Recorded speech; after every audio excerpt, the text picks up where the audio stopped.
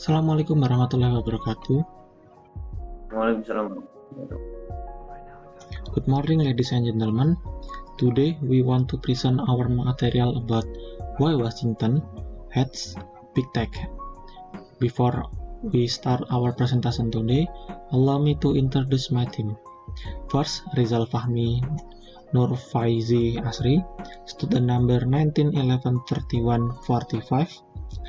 Second, Rifki Kurniawan, student number 19113147.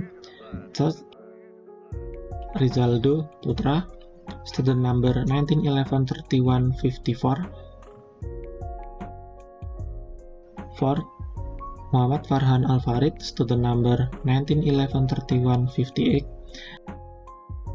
The last one, Bara Mujahid, student number 19113165. Okay, let's start the presentation. Please, Rizal, deliver to material. Why Washington hates big tech? American politicians are divided on almost everything. They agree on this: big tech must change. American politicians from opposite parties don't agree on much, except that technology superpowers are too powerful. Liberal Democrats and conservative Republicans applauded that the Justice Department lawsuit this week accusing Google of illegally protecting its monopoly over search and search advertising. And members of a House committee on both sides mostly agreed that Google, Facebook, Amazon, and Apple had grown too muscular and were abusing their power. Politisi Amerika berbeda pendapat dalam hampir semua hal. Akan tetapi, mereka setuju akan hal ini. Perusahaan Big Tech harus berubah. Politisi Amerika dari partai yang berlawanan tidak sepakat akan sepenuhnya, kecuali bahwa negara adidaya harus mempunyai teknologi yang kuat. Demokrat liberal dan Republik konservatif memuji kegugatan Departemen Kehakiman minggu ini yang menuduh Google secara ilegal melindungi monopolinya atas iklan penelusuran dan penelusuran berlebihan. Dan sebagian besar anggota Komite DPR dari kedua belah pihak setuju bahwa Google, Facebook, Amazon, dan Apple telah menjadi terlalu kuat dan menyalahgunakan kekuasaan mereka.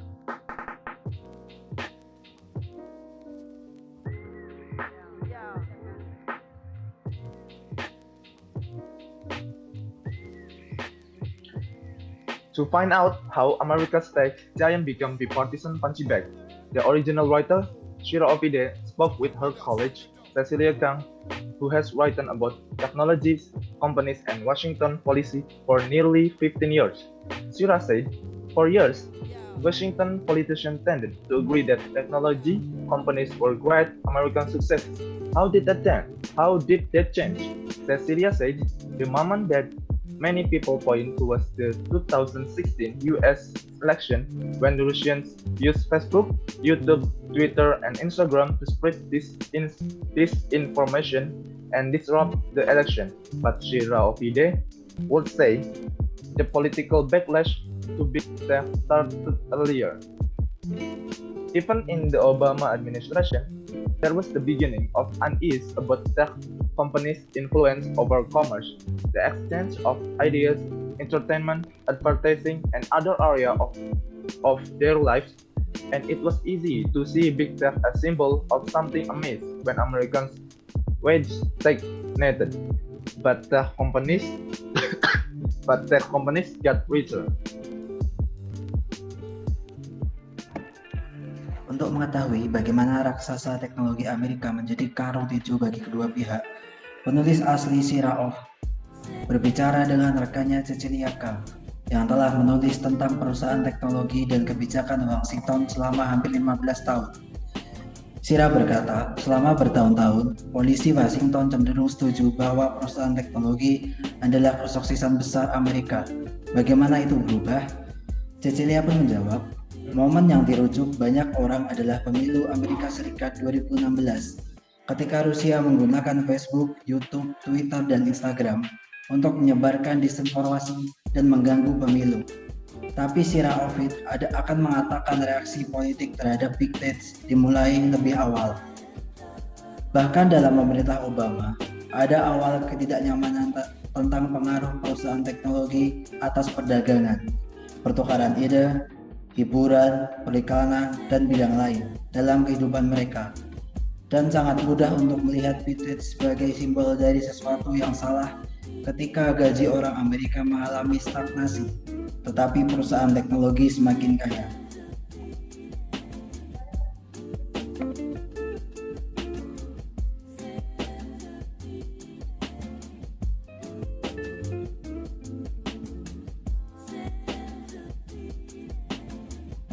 Could the tech companies have done anything different to avoid political anger? In some ways, it was inevitable. Apple, Google, Amazon, and Facebook together have stock market value of more than $5 trillion. Amazon is one of the biggest employers in the United States. You can hide at the size. And there is an American tradition of suspicion of big corporations. Republicans tend to believe that government should be hands-off with corporations. But now, prominent Republican politicians want more government intervention or even breakup of Google and other tech companies. Why? Enforcing antitrust laws is generally seen as technical, non-partisan area of law and policy. And there is a belief among some conservatives that because companies like Facebook and Google have so much power, they too tightly control what people say online and are biased against conservative views. It's fairly novel for Republicans to link free speech to antitrust violation like this. Bisakah perusahaan teknologi melakukan sesuatu yang berbeda untuk menghindari kemarahan politik? Dalam beberapa hal itu tidak bisa dihindari. Apple, Google, Amazon, dan Facebook bersama-sama memiliki nilai pasar saham lebih dari $5 triliun. Amazon adalah salah satu perusahaan terbesar di Amerika Serikat. Anda tidak dapat bersembunyi pada ukuran itu. Dan ada tradisi kecurigaan Amerika terhadap perusahaan besar. Partai Republik cenderung percaya bahwa pemerintah harus lepas tangan dengan perusahaan. Tapi sekarang politisi Republik terkemuka menginginkan lebih banyak intervensi pemerintah atau bahkan pembubaran Google dan perusahaan teknologi lainnya. Mengapa demikian? Penegasan undang-undang antitrust umumnya dilihat sebagai bidang hukum dan kebijakan teknis dan non-partisian. Dan ada kepercayaan di antara beberapa konservatif bahwa karena perusahaan seperti Facebook dan Google memiliki begitu banyak kekuasaan, mereka terlalu ketat mengontrol apa yang orang katakan secara online dan bias terhadap pandangan konservatif. Cukup baru bagi Partai Republik untuk mengaitkan kebebasan berbicara dengan pelanggaran antitrust seperti ini.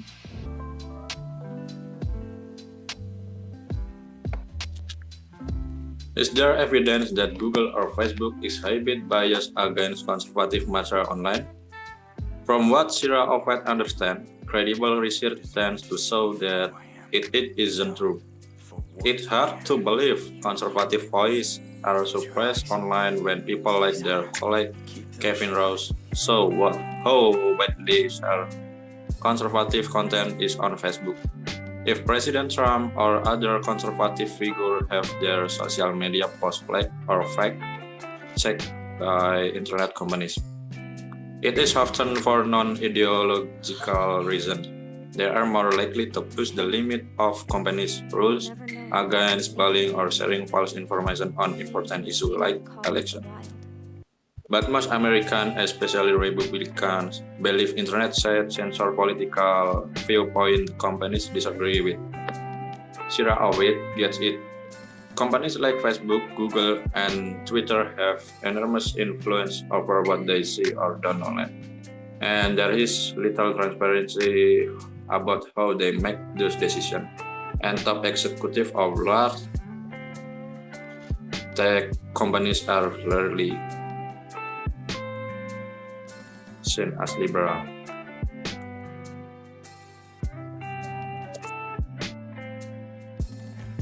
Adakah bukti bahwa Google atau Facebook menunjukkan bias terhadap materi konservatif online?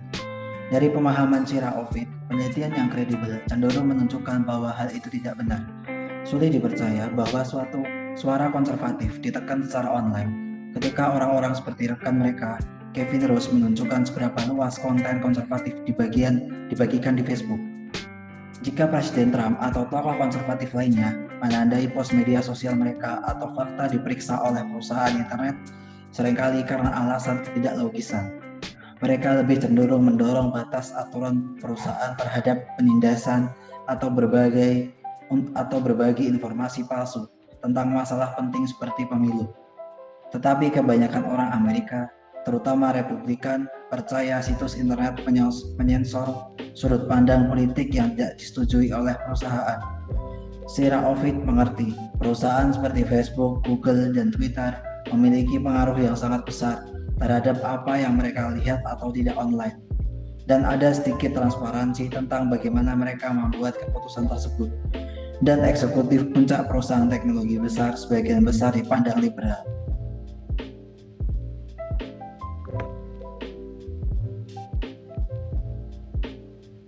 Google former chief executive said the antitrust lawsuit was a political hit job by the Trump administration.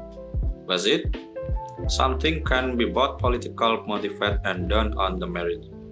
If Joe Biden becomes president and Democrats take over a majority of the Senate, will the Google lawsuit end? Will big tech be more in favor? No. There is a consensus among Democrats that big tech has gotten too powerful and deserves antitrust scrutiny.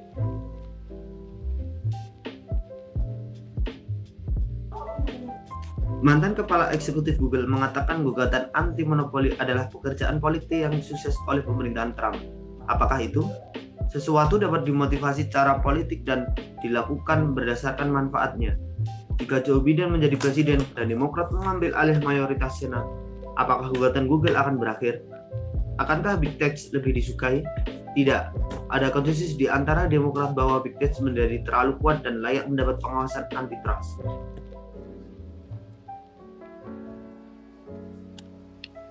Government deserve blame too.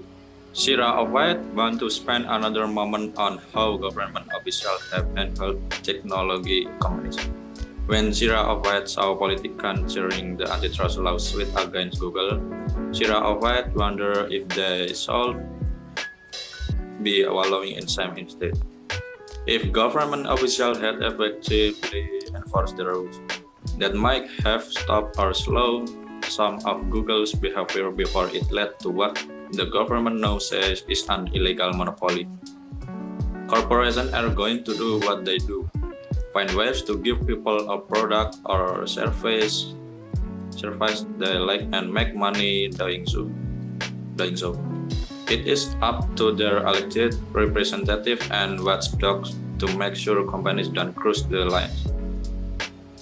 That is also a point that my colleague Kathy Concher made about Uber and similar app-based companies. One of the ways Uber and Lyft got big fast was their novelty in taking contractual rules typically used for people like the owner of a trucking business and applying it to millions of people who drive perhaps a few hours a week.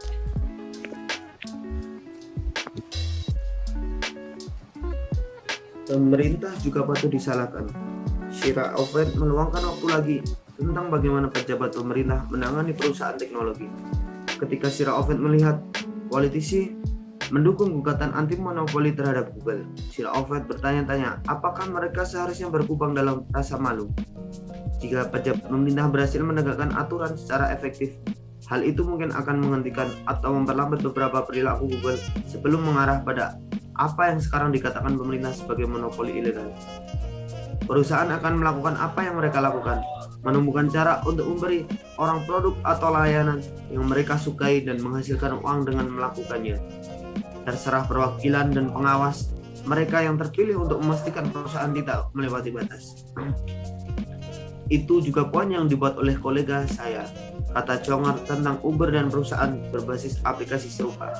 Salah satu cara Uber dan Lyft menjadi besar dengan cepat adalah pembaharuan mereka dalam mengambil aturan kontraktor yang biasanya digunakan untuk orang-orang seperti pemilik bisnis angkutan truk dan menerapkannya kepada jutaan orang yang mengemudi mungkin beberapa jam seminggu. Government deserve blame too. Now, more cities and states are questioning whether this widespread gig work was a misapplication of the law that create crummy jobs and burden taxpayer with costs like unemployment insurance that the company should be paying instead. Uber and other app-based companies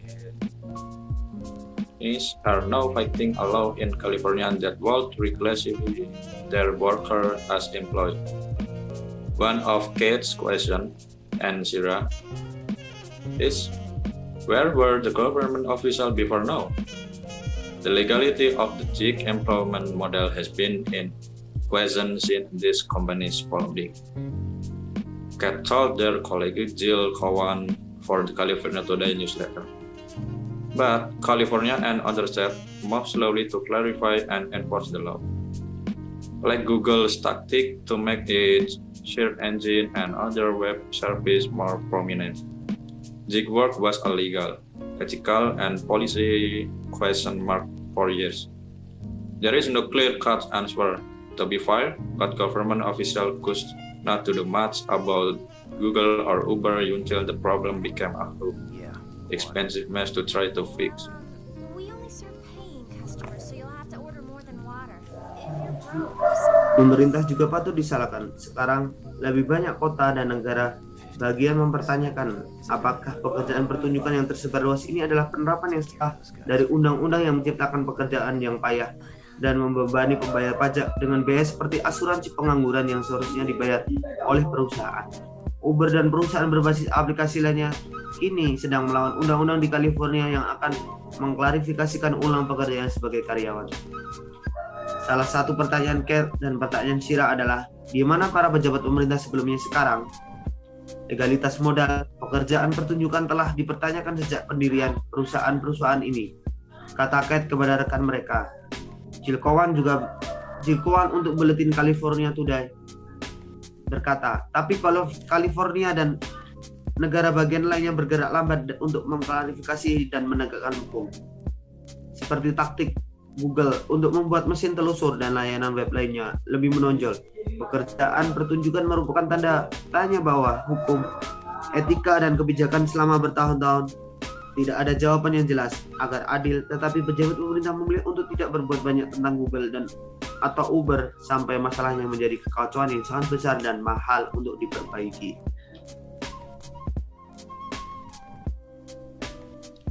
Noun close. Number 1.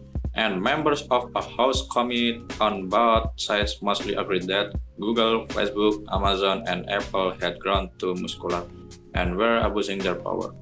Is an direct object. Number 2. They too tightly control what people say online and are biased against conservative views. Is a direct object. Number 3. From what I understand, credible research tends to show that it isn't true. Is direct object. Number 4. There is little transparency about how they make those decisions. Is object of a preposition. Number 5. I wonder if they should be wallowing in shame instead. Is indirect object. Number 6. No, more cities and states are questioning whether this widespread gig work was a misapplication of the law that creates crummy jobs and burden taxpayer with costs like unemployment insurance that the companies should be paying instead. Is direct object.